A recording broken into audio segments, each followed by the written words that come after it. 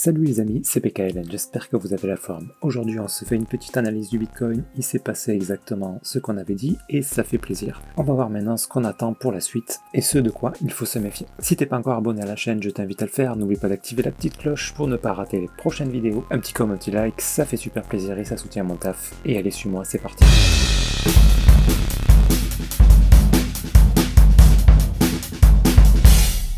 Donc le Bitcoin, on avait dit à la cassure de...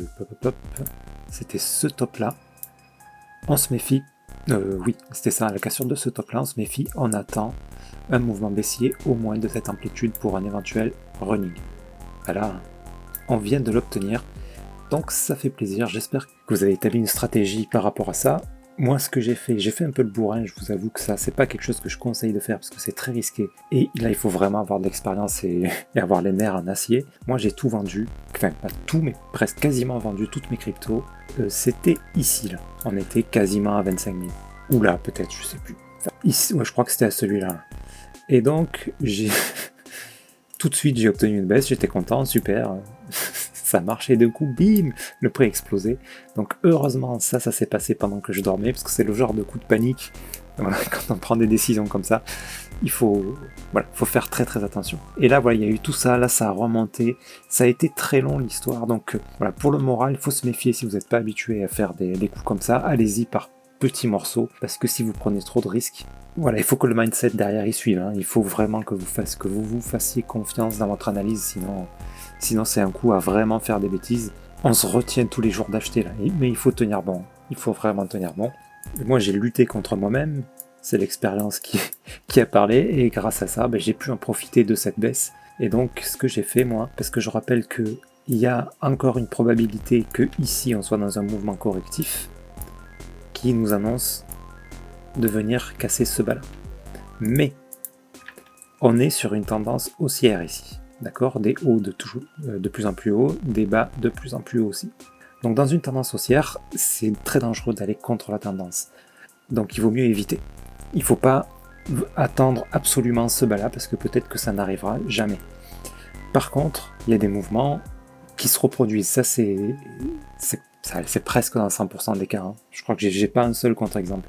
C'est-à-dire quand on a une grosse chute comme ça, un peu plus loin, on ne sait pas quand, mais un peu plus loin, on obtient la même chose. Ça aurait pu, je vous l'avais dit, ici on aurait pu avoir un running, je sais plus où d'ailleurs.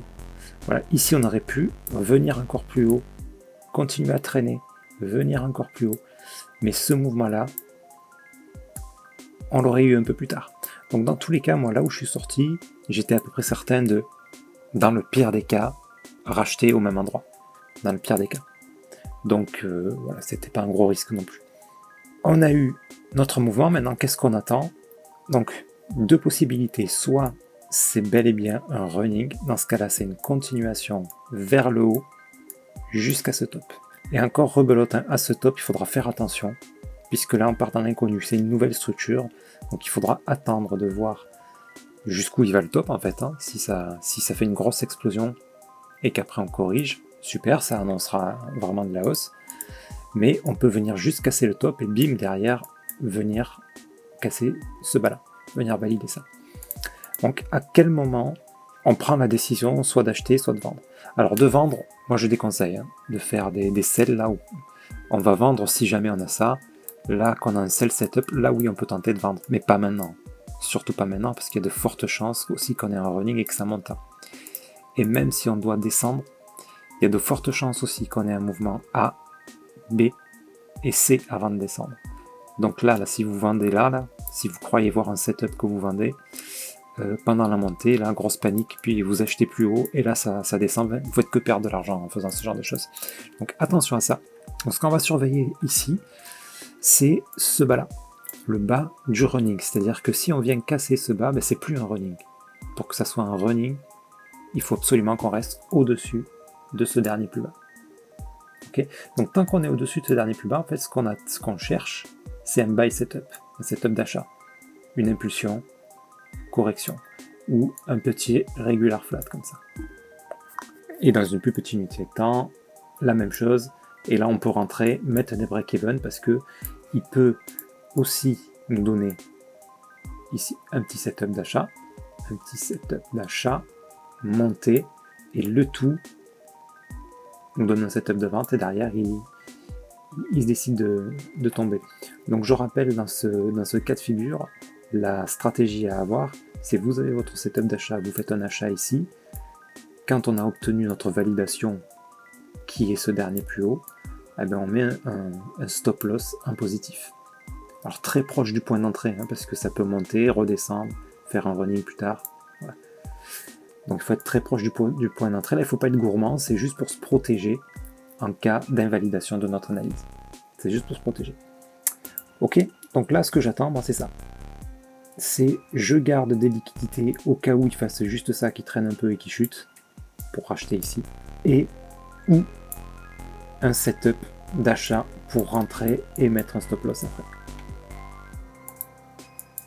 Et quand il viendra casser stop, selon ce qu'il nous donne derrière, s'il nous donne un petit setup de vente, là je revendrai, je referai la même rebelote, je revendrai et j'attendrai la correction pour acheter. Ok, voilà pour ma stratégie en tout cas. Et à vous de voir, hein. Là ce qui est pas mal aussi, c'est de faire du DCA, hein, d'acheter là, ça monte, pourquoi pas vendre un peu, ça descend, on rachète, ça remonte, on revend. Vous voyez, à chaque fois que vous avez une belle poussée là, et que vous voyez que le mouvement s'essouffle un peu, c'est les bons moments pour prendre des profits. Et à chaque fois que vous voyez une belle chute, que le mouvement s'essouffle un peu, c'est des bons moments pour acheter. Si ça continue à descendre, c'est pas grave, on continue à acheter, on refait pareil. Et quand ça remonte, la partie qu'on a achetée ici, on la revend ici. Vous voyez, on peut, enfin c'est comme ça que moi je pratique le trading en tout cas. C'est safe, c'est surtout pas stressant, ça n'empêche pas de dormir. Et croyez-moi, c'est vraiment confortable. Ok, donc je récapitule pour pas s'embrouiller. Alors déjà, est-ce qu'on a quelque chose là? Voilà, pour l'instant, il chute, on attend qu'il ait fini de chuter. Hein. Par contre, cela dit, le mouvement de chute semble s'essouffler un peu. Vous voyez, il casse le plus bas là, à chaque fois, mais pas de beaucoup. Donc attention, parce que c'est possible que là-dedans, dans une plus petite unité de temps, on retrouve des runnings comme ça qui annoncent une continuation. Et que d'un coup, bam, on est un mouvement plus grand. En tout cas, tant qu'on n'a pas pété ce bas, ben, on attend un setup d'achat. Donc là, tant qu'il traîne comme ça, là, c'est pas un setup d'achat. Il faudrait que bim, on ait une impulsion qui vienne voilà, bien au-dessus du mouvement qui traîne là. Bim, une belle impulsion et une correction derrière. Que ça se maintienne assez haut le niveau. Ok, là, ça sera une bonne probabilité pour qu'on vienne en tout cas faire au moins un grand B avant de redescendre. Donc on pourra profiter de ça. Ok les amis, voilà. Et si ça continue à chuter comme ça, ben on attend. Hein, on attend. S'il casse ce bas, alors là surtout pas de précipitation parce que même s'il monte derrière, ça sera très probablement pour venir encore plus bas et même très probablement jusqu'à ce bas là. Ok les amis, donc sur ce, j'espère que cette vidéo vous sera utile. J'espère surtout que vous avez pu prendre vos mesures par rapport à ce qu'on a annoncé, parce que là ça fait un sacré moment qu'on annonce ça. Et puis ben, ça s'est passé, donc normalement on est content.